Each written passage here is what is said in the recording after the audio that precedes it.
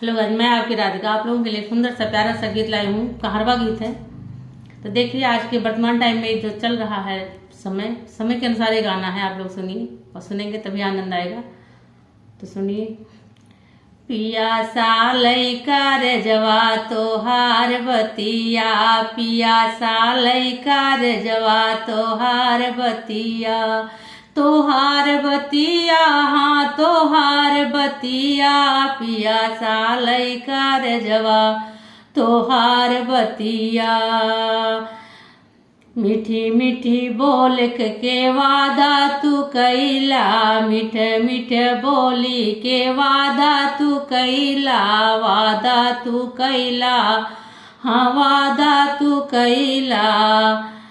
हमें आपन बनाई के मारल मतिया, पिया सा लइका रे जवा तोहार बतिया, पिया सा लइका रे जवा तोहार बतिया। तब तो कहा हम जन्म भर के साथी, तब तो कहा हम जन्म भर के साथी, जन्म भर के साथी हाँ जन्म भर के साथी।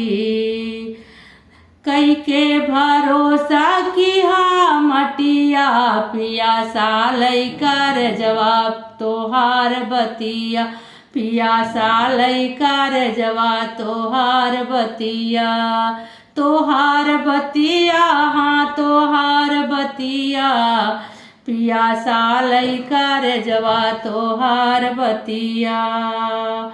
तब तो कहा तुम्हें रानी बनऊबे, तब तो कहा तुम्हें रानी बनऊबे, रानी बनऊबे हाँ रानी बनऊबे।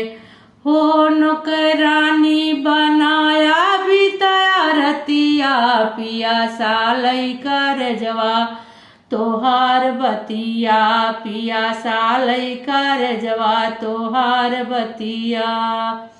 तो कैसा लगा?